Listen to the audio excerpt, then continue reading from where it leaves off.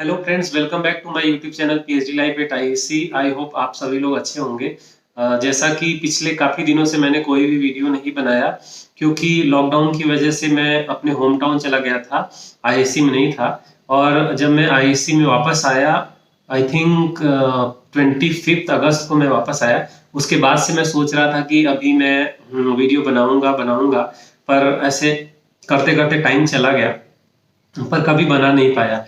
पर जो भी मैंने वीडियो बनाया था, शायद 3 या 4 वीडियो मैंने बनाया था 10 महीने पहले। उसमें काफ़ी अच्छे व्यूज़ आए और बहुत सारा लोगों ने सब्सक्राइब भी किया है चैनल को, और बहुत सारे लोगों ने मेल करके मुझे क्वेश्चन किया। तो ये सब देख करके एक मतलब पॉजिटिव एनर्जी आई कि चैनल को कंटिन्यू करते हैं। तो इसकी वजह से मैंने सोचा कि आज से शुरुआत करते हैं। तो आज का जो हमारा टॉपिक है वो बहुत ही ज़्यादा इम्पोर्टेंट है उन सारे स्टूडेंट्स के लिए जो प्रिपेयर कर रहे हैं जेई के लिए, जैम के लिए, नीट के लिए या फिर गेट के लिए। क्योंकि अभी ये सारे कॉम्पिटिटिव एग्जाम के लिए बस 1 महीना ही बचा है, और ये 1 महीना जो है वो बहुत ज़्यादा इम्पोर्टेंट होता है। तो आज के इस वीडियो में हम डिस्कस करेंगे कि हमारा लास्ट 1 मंथ का क्या स्ट्रेटेजी होना चाहिए, क्या प्लानिंग होना चाहिए ये सारे एग्जाम के लिए, जिससे इन सारे एग्जाम में हम अच्छा स्कोर कर पाए। तो ये जो सारा टिप्स है वो मैं मेरे खुद के एक्सपीरियंस के हिसाब से बताऊंगा कि जब मैं प्रिपरेशन कर रहा था जैम का तो मेरी क्या स्ट्रेटेजी रहती थी, लास्ट के 1 मंथ में मेरी क्या प्लानिंग थी।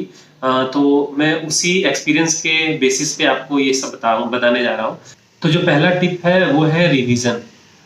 चूंकि अभी 1 महीना बस बचा है तो टाइम ज़्यादा हमारे पास नहीं है, इसलिए जो भी सिलेबस का पार्ट हमने कंप्लीट कर लिया है वो अच्छे से रिवाइज करना हमारा फर्स्ट प्रायोरिटी होना चाहिए।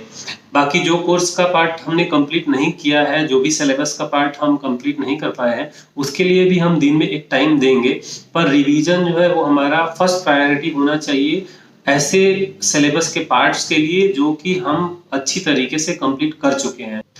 और यूजुअली स्टूडेंट्स का ये नेचर होता है, इवन मैंने भी ऐसा फील किया है कि जो भी सिलेबस का पार्ट हम नहीं पढ़े रहते हैं, हम उसके बारे में ज़्यादा सोचते हैं। सोच सोच करके नेगेटिव थॉट्स आएंगे कि अगर ये पार्ट से क्वेश्चन आ गया तो हम क्या करेंगे, ये पार्ट से ज़्यादा क्वेश्चन आ गए तो फिर हमारा रैंकिंग कम हो जाएगा। पर ये जो नेगेटिव थॉट्स हैं उनको आप एक तरफ रख दीजिए। हमारा जो मेन फोकस है, अभी जितना हमने पढ़ा है उसके हिसाब से हमको आगे बढ़ना है, और हमारे माइंड में कभी भी ये नेगेटिव थॉट्स आने नहीं चाहिए। आप पूरे टाइम यही सोचते रहो कि जितना भी मैंने सिलेबस का पार्ट कंप्लीट किया है, अगर उसमें से क्वेश्चन आया तो पक्का 100% मैं करके ही रहूंगा। मतलब अगर वो पार्ट से अगर क्वेश्चन आ रहा है तो वो बचना नहीं चाहिए। तो इसीलिए मैं बोल रहा हूँ कि रिवीजन बहुत ज़्यादा इंपॉर्टेंट है। ठीक है, मैं मान रहा हूँ कि सारा सिलेबस कंप्लीट कर पाना इतने कम समय में पॉसिबल नहीं है। तो अगर आपका 60% हुआ है, 80% सिलेबस कंप्लीट है, तो जो कंप्लीट है उसको बहुत अच्छे से आप रिवाइज करिए और उससे रिलेटेड क्वेश्चन पेपर सॉल्व करिए। जो पार्ट आपने नहीं कंप्लीट किया है उसके बारे में ज़्यादा मत सोचिए। हाँ, दिन में आप एक टाइम टेबल बनाइए। इसके बारे में मैं नेक्स्ट टिप बताऊंगा कि कैसे आप जो है उसको भी थोड़ा टाइम दे करके वो पार्ट्स को भी आगे ले जा सकते हो। टिप नंबर 2 जो है वो प्रीवियस ईयर के क्वेश्चन पेपर सॉल्व करने का है। तो पिछले 5 या 10 साल के क्वेश्चन पेपर लीजिए और उसको सॉल्व करिए, बहुत अच्छे से सॉल्व करिए। एटलीस्ट जो सिलेबस का पार्ट आपने कंप्लीट किया है, चाहे वो 60% हो चाहे 80% हो, उससे रिलेटेड जितने भी क्वेश्चन हैं वो तो छूटना नहीं चाहिए। लास्ट 10 ईयर के क्वेश्चन पेपर उठाइए और वो सारे के सारे सॉल्व करिए। और यूजुअली होता क्या है कि जब हम लोग क्वेश्चन पेपर सॉल्व करते हैं तो कुछ कुछ एक क्वेश्चन में हम स्टक हो जाते हैं और वहां से प्रॉब्लम बढ़ना शुरू हो जाता है। सारे फिर नेगेटिव थॉट्स आने लगते हैं कि अरे यार, ये तो सिलेबस का पार्ट हमने कंप्लीट किया, अच्छे से पढ़ा, फिर भी जो है ये क्वेश्चन मेरे से सॉल्व नहीं हो रहा है। और ये बहुत ही गलत बात होती है। तो इसके लिए मैं ये बोलना चाहूंगा कि किसी भी पॉइंट पर आपको नेगेटिव थॉट्स आने नहीं चाहिए। अभी जो आगे आने वाले 20 दिन या 1 महीना बचा है, अपने माइंड में बस केवल पॉजिटिव थॉट्स ही लाना है। तो जो क्वेश्चन आप सॉल्व नहीं कर पा रहे हो उससे रिलेटेड चैप्टर पे जाइए और उसको फिर से देखिए कि कहाँ पे कुछ मिसिंग है, मैं क्यों इसको सॉल्व नहीं कर पा रहा हूँ, क्या चीज मैं मिस कर रहा हूँ। वहां पे जाइए और फिर से आकर के वो क्वेश्चन को सॉल्व करिए। ऐसा नहीं कि छोड़ करके चले जाना है, क्योंकि अगर एक बार आपने उसको छोड़ दिया तो वो माइंड में आपके रह जाएगा कि वो वाले चैप्टर से क्वेश्चन मैं सॉल्व नहीं कर पा रहा हूँ, या वो सिलेबस के पार्ट से मैं क्वेश्चन सॉल्व नहीं कर पा रहा हूँ। और ये जो नेगेटिव थॉट्स हैं वो एग्जामिनेशन हॉल तक जाएंगे। इसलिए मैं बार बार आपको बोल रहा हूँ कि नेगेटिव थॉट्स आने नहीं चाहिए।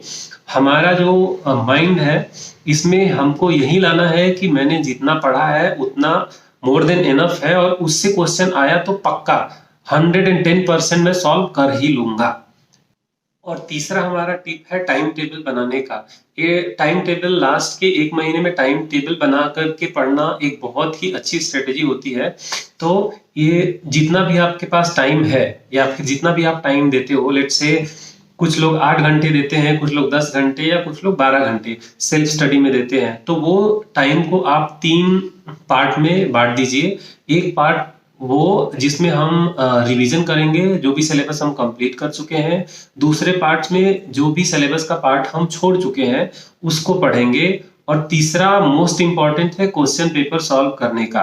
और जो रिवीजन वाला पार्ट है उसमें भी आप ऐसा कर सकते हो कि जैसे केमिस्ट्री का कोई स्टूडेंट है तो रिवीजन में ऐसा नहीं कि आज ऑर्गेनिक करेंगे, कल फिजिकल करेंगे, फिर उसके अगले दिन हम इनऑर्गेनिक करेंगे, ऐसा नहीं होना चाहिए। डेली रिवीजन वाले पार्ट को भी 3 या 4 जितना भी आपका सब्जेक्ट है उसमें डिवाइड करिए कि अभी 8 से 9 तक हमको ऑर्गेनिक करना है, 9 से 10 तक हमको इनऑर्गेनिक करना है, बाकी आगे के टाइम में जो जो भी आप अपने कन्वीनियंट के हिसाब से अगला सब्जेक्ट करना है। तो ये बहुत जरूरी है, क्योंकि एक ही सब्जेक्ट को आप अगर एक दिन में 4 घंटे पढ़ोगे तो मेरे ख्याल से बोर हो जाते हैं, क्योंकि मैं तो यूजुअली बोर हो जाता हूँ। तो मैं क्या करता हूँ कि टाइम को पार्ट पार्ट में करके अलग कर लेता हूँ। लाइक एक सब्जेक्ट को इतना टाइम देना है, दूसरे सब्जेक्ट को इतना टाइम देना है, फिर तीसरे सब्जेक्ट को इतना टाइम देना है।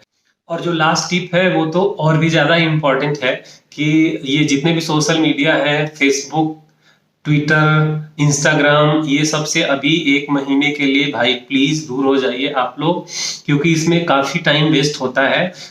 अभी तो ये सब नई सारी चीजें आ गई हैं, Netflix, Hotstar and Amazon prime, इसमें बहुत सारा सीरीज है, ये वो। हम लोग के टाइम में ऐसा कुछ नहीं था, अभी ये सब चीजें भी आ गई हैं। और इसमें एक बार आदमी चला गया सोच करके कि 5 मिनट जाएगा, 5 मिनट कब 1 घंटे में बदल जाता है, और 1 घंटा कब 2 घंटे में बदल जाता है पता नहीं चलता है।